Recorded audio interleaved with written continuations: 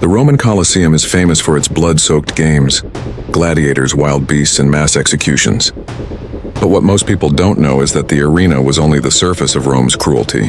Behind closed doors and far from the cheering crowds, the Romans devised punishments so terrifying, so humiliating, that even gladiatorial combat seemed merciful in comparison. These were not just punishments, they were messages carved into flesh and bone, warnings to anyone who dared to defy the empire. Tonight we uncover 10 brutal Roman punishments far worse than the arena. Crucifixion was more than just a way to kill. It was one of the most feared punishments in the entire Roman world, a method designed to break the body and destroy the spirit. To understand how terrifying it was, you have to imagine not only the physical suffering, but also the public humiliation that came with it. The Romans used crucifixion not for quick justice, but for spectacle. They wanted everyone to see, everyone to remember, and everyone to fear. It was a punishment meant for slaves, rebels, and criminals the state wanted to make into examples. Roman citizens were generally spared this fate. But for those considered beneath the dignity of Rome, crucifixion was reserved as the ultimate penalty. The process often began with scourging. The condemned would be stripped and beaten with whips that sometimes had pieces of bone or metal tied to the ends. These lashes tore skin and muscle, leaving the body raw and bloody even before the execution truly began. Many victims collapsed during this stage, but that was the point: to weaken them, to drain them of strength before the final ordeal. After scourging came the march to the place of execution. Victims were forced to carry the heavy wooden crossbeam, sometimes weighing more than 100 pounds, through the streets in full view of the crowd. Every stumble, every cry of pain was part of the performance. For Rome, it was as much about the message as the punishment itself. This is what happens to those who defy the empire. Once at the site, usually outside the city walls on a busy road where travelers would see, the condemned were nailed or tied to the cross. The nails were not thin or delicate, but thick iron spikes hammered through the wrists or forearms, sometimes through the feet. The pain was unimaginable, but even worse was what followed. Hanging on a cross didn't kill immediately. Death came slowly, sometimes over hours, sometimes even days. The body sagged under its own weight, crushing the chest and making it harder to breathe. Victims had to push themselves up against the nails just to take a breath, tearing their wounds open again and again. Every moment was agony, every breath a battle. But crucifixion was not only about suffering, it was about shame. The condemned were displayed naked, exposed to the mocking of the crowd. Strangers hurled insults, spat at them, and even threw stones. Friends and family were often too afraid to intervene, knowing they could be punished themselves. Crucifixion stripped the victim not only of life, but of dignity. It reduced them to a living warning sign, a billboard of pain that shouted Rome's authority to everyone who passed by. In some cases, the Romans left bodies on the cross even after death, letting them rot in the open sun, picked at by birds and animals. It was a clear signal that defying Rome didn't just cost you your life. It erased your memory, leaving nothing but a broken body as a reminder. This is why crucifixion became infamous in history. It wasn't simply an execution, it was a calculated tool of fear. The scale of its use was staggering.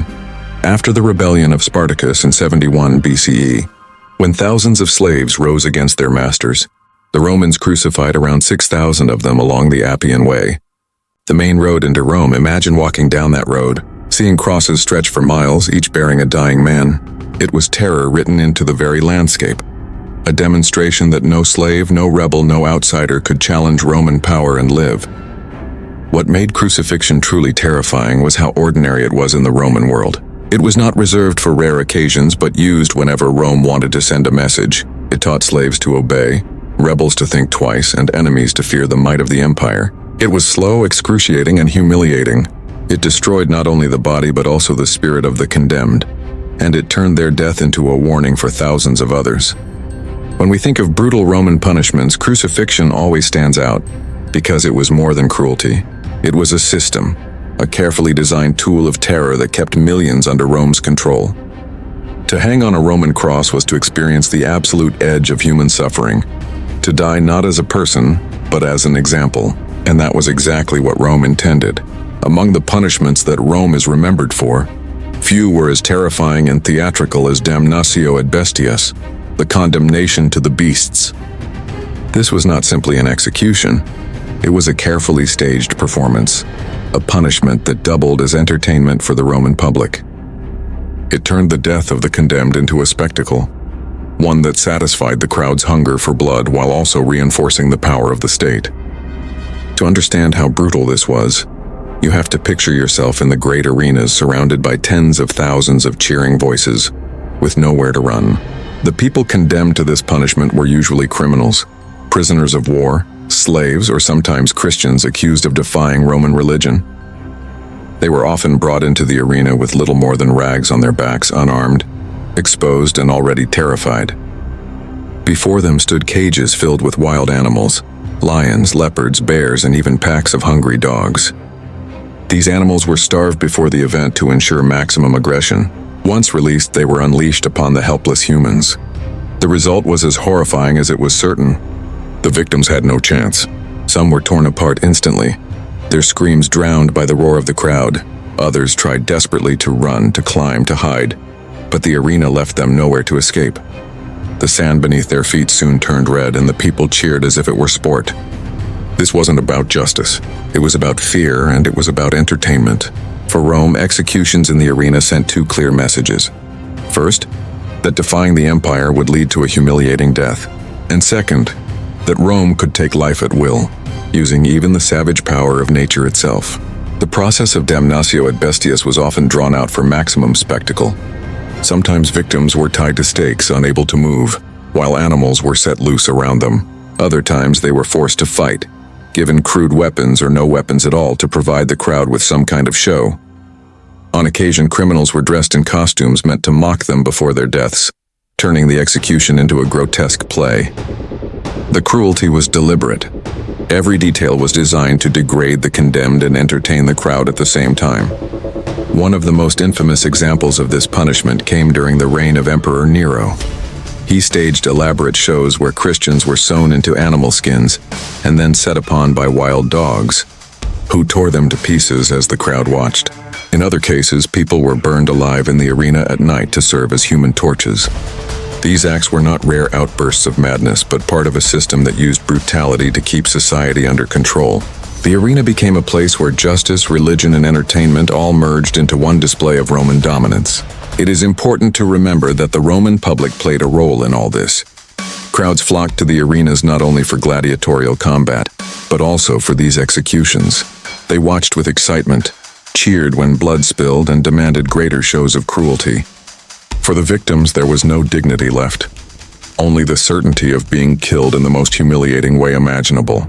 Damnatio ad bestias also served a practical purpose for Rome. Exotic animals were captured and brought in from across the empire. Lions from North Africa, leopards from Asia, bears from Europe. Bringing these beasts to the capital symbolized Rome's control over distant lands. Every animal was a living trophy of conquest, and every victim torn apart was a reminder of Rome's power over human life. The message was clear: Rome ruled the world, men and beasts alike, and those who opposed it would be destroyed publicly, without mercy. This punishment reached its height in the 1st and 2nd centuries, when the Roman Empire was at its most powerful. For the rulers, it was a tool of terror. For the crowd, it was entertainment. And for the condemned, it was one of the worst fates imaginable. No matter who you were, slave, prisoner, rebel, once sentenced to damnatio ad bestias, you ceased to be seen as human. You became nothing more than fuel for a bloody show. The memory of this punishment lingers because it captures the cruelty of Rome at its peak. The empire prided itself on its laws, its discipline, and its order. But in the arena, all that sophistication gave way to raw brutality. Human lives were fed to beasts as if they were scraps of meat, and the people cheered as if it were a festival. It was punishment as performance, execution as entertainment, cruelty as control. And for those condemned, it was not only death but a spectacle of terror from which there was no escape. Among the punishments that terrified even Rome's hardened soldiers, none carried the same cold, calculated cruelty as decimation. Unlike crucifixion or the arena, decimation was not for criminals, rebels, or slaves. It was for Rome's own legions. It was discipline turned into terror, a punishment designed to remind every soldier that the greatest threat to his life was not always the enemy in front of him, but the commanders behind him. The word itself comes from the Latin decimatio, meaning removal of a tenth. And that is exactly what it was. When a unit of soldiers was judged to have shown cowardice, disobedience, or open mutiny, the entire cohort was lined up and divided into groups of 10. Then by drawing lots, one man from each group was chosen to die. But it was not the enemy who executed him. It was his 9 comrades. The condemned soldier was beaten to death, often with clubs or stones, by the very men who had stood shoulder to shoulder with him in battle. The brutality of the act was not accidental. It forced soldiers to kill one of their own, to carry the guilt and to live with the memory. The punishment scarred entire units, leaving them shaken, but also binding them together in the grim understanding that failure would never be tolerated. Decimation was rare because it was so severe. Commanders used it only in moments of absolute crisis, when they felt discipline slipping beyond repair, but the stories that survive show how terrifying it was. One of the most infamous examples took place during the Third Servile War in 71 BCE, the same rebellion led by Spartacus. When a Roman force was routed by the rebels, Marcus Licinius Crassus, the commander tasked with restoring order, resorted to decimation. He executed 1/10 of his men to remind the rest that their real duty was not survival, but obedience to Rome. It was a brutal message. Fear of the general must be stronger than fear of the enemy. The practice was not new to Crassus. Decimation had existed since the early days of the Republic, when Rome was still struggling for control of Italy. The earliest records show it being used when soldiers abandoned their posts or fled the battlefield. The logic was simple. If one man ran, he endangered the entire unit. If a whole unit faltered, it could doom an entire army.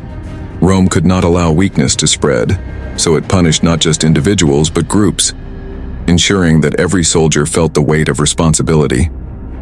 The cruelty of decimation was not only in the deaths themselves but in the way it broke down trust. Soldiers had to live knowing that if their unit failed, one of them would be chosen at random and the rest would be forced to kill him. It turned comradeship into suspicion, binding discipline with terror. In the harsh world of the Roman army, this was seen as necessary. War was not forgiving, and Rome's empire depended on legions that would never yield. Even so, decimation was controversial.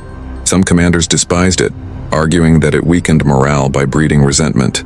Others used it sparingly, knowing its power lay as much in its reputation as in its practice. Just the threat of decimation was often enough to keep soldiers in line. Stories of men being beaten to death by their own brothers in arms traveled quickly through the legions, serving as warnings across the empire. To the Romans, discipline was everything. A legion was only as strong as its unity, and Rome demanded absolute loyalty from every man. Decimation embodied this philosophy in the most brutal way possible. It showed that no soldier was safe, not even from his friends. It showed that Rome valued obedience above life, and it showed that the empire's strength came not only from iron weapons and heavy shields, but from the fear it instilled in its own ranks. Imagine standing in that line of 10, waiting to see who would draw the fatal lot. Every soldier's fate balanced on chance and on the discipline of his unit. 1 out of 10 would die, and the other 9 would have to kill him with their own hands. For the survivors, the lesson was unforgettable. Rome's armies did not forgive failure. To falter was to risk being chosen, to die not on the battlefield but in the circle of your brothers. Decimation may not have been used often, but its shadow stretched across centuries of Roman military history. It hardened the legions, kept them from breaking, and reminded them that their duty to Rome outweighed everything, even loyalty to each other. Among all the punishments Rome devised, decimation was one of the most effective in maintaining control, precisely because it was so merciless. It made soldiers fear their commanders more than any enemy, and in the end, that fear was one of Rome's sharpest weapons. Among the many punishments the Romans devised, few strike the imagination with the same horror as the poena culi, the penalty reserved for one of the most unthinkable crimes in Roman society: parricide, the killing of one's own parent. In the Roman world, family was sacred. The father was not just a parent but the legal and spiritual head of the household. To strike him down was to attack the very foundation of Roman life, order, and religion. It was a crime so loathsome that the Romans felt ordinary execution was not enough. Something darker, something symbolic was required. The punishment was as bizarre as it was terrifying. The guilty person was sewn into a large leather sack, but they were not placed inside alone. Into the sack with them went a dog, a snake, a rooster, and a monkey, each chosen for their chaotic, violent, or unclean qualities. Once the sack was sealed, it was thrown into a body of water, usually a river. The condemned would thrash inside, struggling against the animals, bitten and clawed, suffocated by the lack of air, before finally drowning beneath the water's surface. Why such a strange ritual? To the Romans, symbolism mattered. The act of killing a parent was seen as an unnatural tearing apart of the order of life, so the punishment itself had to reflect this sense of disorder. By sealing the criminal in a sack with animals, the Romans stripped them of their humanity, reducing them to the level of beasts. The water burial, too, was important. It denied the condemned a proper funeral, cutting them off from the honor of burial rites that every Roman expected as their due. In every way, the poenaculae marked the parricide as an outcast, someone cast out from human society and divine favor alike. Records of this punishment stretch back to the days of the Roman Republic, and it remained in use for centuries. The earliest accounts describe criminals being beaten with rods before being placed in the sack, a step meant to humiliate them further and remind the crowd that this was no ordinary execution. The combination of animals varied over time, but the dog and snake were almost always included. Dogs could symbolize loyalty turned against itself, while snakes were seen as treacherous and venomous, creatures that embodied betrayal. For the Romans who witnessed such an execution, the sight was unforgettable. Imagine a crowd gathering by the banks of the Tiber, watching as soldiers dragged the heavy, writhing sack to the water's edge. The condemned inside screamed and struggled, the animal shrieking, biting, and hissing in the darkness. The sack heaved and shook, then sank beneath the surface, leaving only ripples on the water. It was a punishment meant not only to destroy the body, but to horrify the living, to brand the crime of parricide as one beyond forgiveness. To modern ears, the poenaculae sounds grotesque, almost like something out of a nightmare. But in the Roman mind, it was justice. Rome was built on discipline, hierarchy, and the authority of the family. The father was the link between generations, the keeper of tradition, the one who performed sacred rituals for the household gods.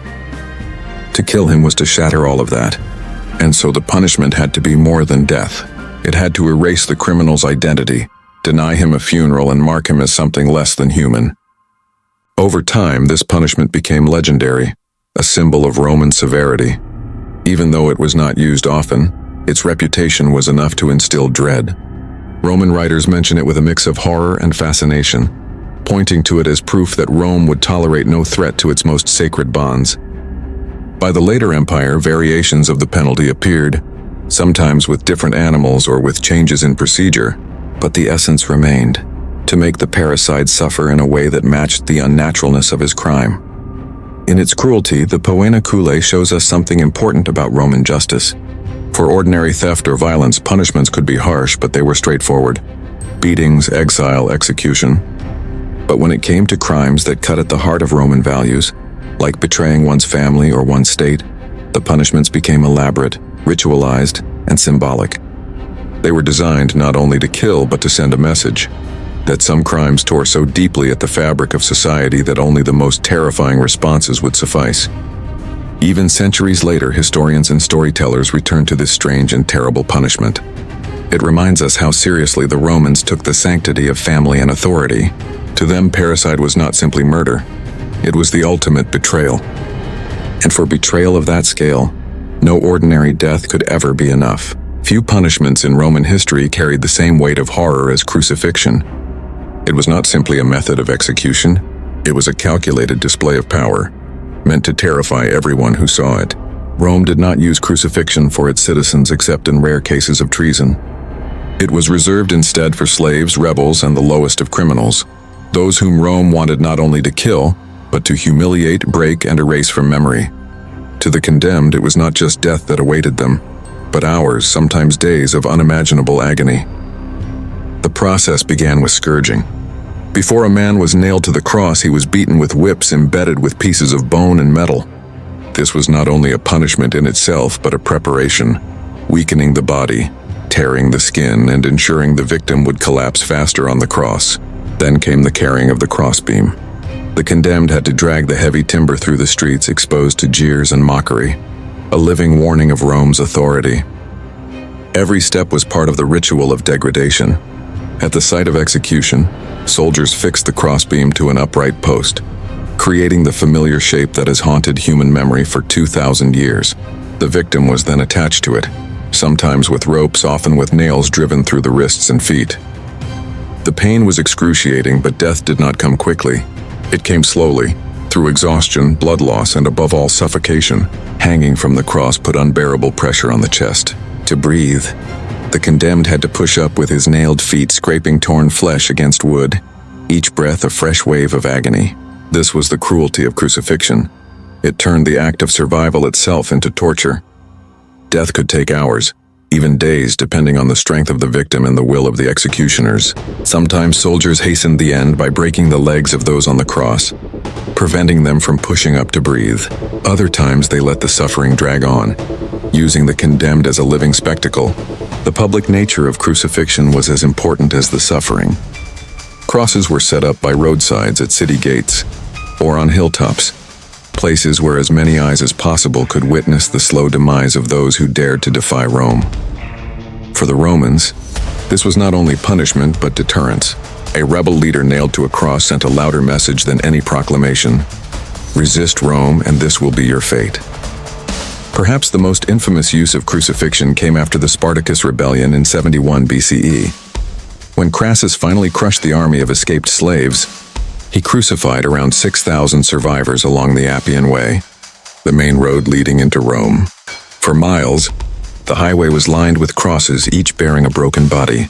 Travelers could not escape the sight or the smell. It was Rome's way of reminding the world that rebellion was not only futile, but would be punished with the most shameful death imaginable. To the Romans, crucifixion was not just about killing. It was about erasing dignity. A condemned man was stripped naked, exposed to the elements, mocked by the crowd, and denied a proper burial once he finally died. His body was often left to rot on the cross, devoured by birds and dogs. This denial of burial was especially feared in Roman culture, where proper rites were believed necessary for the soul's peace. Thus, crucifixion killed twice, first the body, then the memory. It is no wonder that crucifixion became infamous not only in Rome, but across the provinces it controlled. The Jews of Judea, in particular, saw it as the most shameful of deaths, an insult to faith and tradition. It was in this context that crucifixion left its deepest mark on history, through the death of Jesus of Nazareth. His crucifixion under Roman authority would turn this brutal punishment into one of the most remembered and discussed events in human history. What Rome intended as humiliation became for millions a symbol of faith and redemption. Yet the horror of the act itself should never be forgotten. By the later centuries of the empire, crucifixion began to fall out of use, eventually being banned under Emperor Constantine in the 4th century CE. But by then, its reputation was fixed. It stood as the most terrifying example of Roman justice, a punishment so severe that its mere threat was often enough to keep order. Crucifixion was Rome's way of saying that the state could take not just your life, but your dignity, your memory, and even your place among the living. To die on the cross was to be erased in agony, turned into a warning for others, and for as long as Rome endured, the shadow of the cross haunted those who lived under its rule. Among the many brutal punishments of Rome, few struck terror into the heart like damnatio ad bestias, the condemnation of criminals to die at the claws and teeth of wild beasts. This was not just execution, it was spectacle. It blended punishment with entertainment, turning death into a theater of cruelty that thrilled Roman crowds and reminded everyone of the power of the state. The condemned were often criminals, prisoners of war, runaway slaves, or even early Christians who had been accused of refusing to honor Rome's gods. Once sentenced, they were paraded into the arena in front of tens of thousands. Unlike gladiators, who at least had a chance to fight and earn glory, these victims were given no real hope of survival. Their role was to die, and to die in a way that satisfied both justice and the bloodlust of the crowd. The execution began with humiliation. Prisoners were sometimes forced to wear costumes mocking their supposed crimes, or chained in ways that left them completely defenseless. The goal was not only to kill, but to degrade, stripping them of dignity before the animals were even released. Then, as the gates of the arena creaked open, wild beasts were unleashed: lions, leopards, bears, or packs of wolves. Imported from Africa, the Middle East, and beyond, these creatures were symbols of Rome's reach across the known world.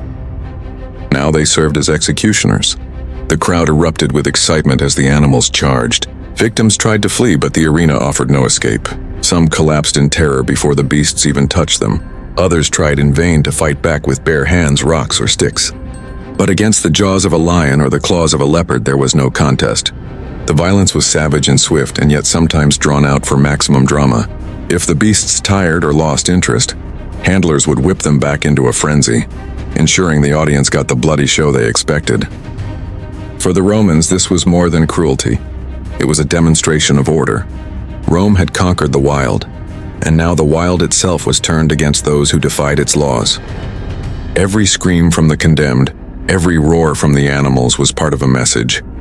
Resistance to Rome led not only to death but to the most terrifying death imaginable. There are accounts of executions staged with theatrical twists. Sometimes a prisoner would be dressed as a mythological figure, then torn apart by animals in a reenactment of a famous story.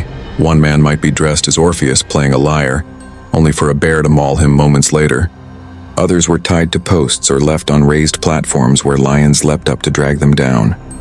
The line between myth, theater, and reality blurred, but the outcome was always the same: blood, fear, and death. Early Christians were some of the most famous victims of this punishment. In times of persecution, refusing to sacrifice to the Roman gods was seen as defiance. Condemned believers were marched into the arena, where lions or leopards awaited. These executions became legendary, remembered as moments of both horror and faith, where the cruelty of Rome collided with the courage of those who faced death without renouncing their beliefs. To the crowd, it was just another day's entertainment. To history, it became a symbol of Rome's merciless control.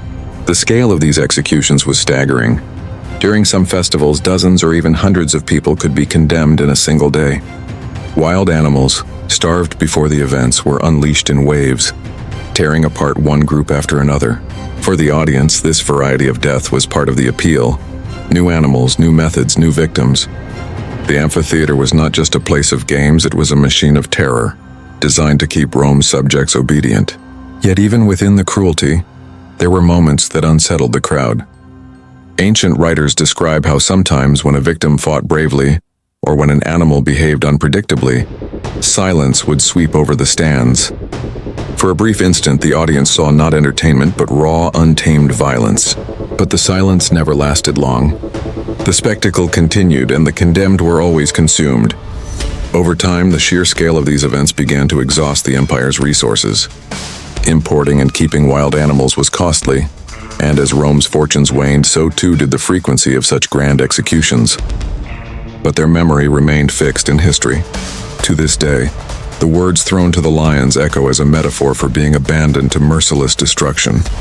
Damnatio ad bestias was Rome at its most brutal and theatrical, a punishment that stripped away every shred of humanity from its victims while feeding the darkest appetites of the crowd. It was a vivid reminder of the empire's philosophy. Justice was not about mercy, but about dominance. Rome did not just want to defeat its enemies. It wanted to make their suffering a lesson, carved into the memory of all who watched. The story of Rome's punishments is not just about cruelty, it is about power. Every lash of the whip, every drop of blood spilled in the arena, every life ended in fire, chains, or at the jaws of wild beasts carried a message. Rome ruled through fear as much as through law. These punishments were designed not only to kill, but to remind the living of their place under the empire's shadow. From crucifixion to damnatio ad bestias, each sentence showed the empire's absolute control over life and death. They stripped away dignity, crushed rebellion, and kept millions obedient through the promise of terror. And yet, in the stories of those who suffered, we also find a strange kind of defiance. Slaves who endured, rebels who resisted, and martyrs who stood firm in their faith even as beasts tore them apart.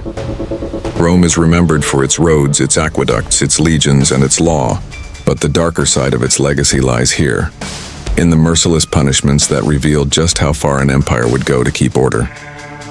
These were not just penalties for crime. They were theater, warnings, and tools of control, and that is why they remain unforgettable. They remind us that behind Rome's glory stood a brutal truth. The same empire that built wonders of stone also perfected the art of suffering.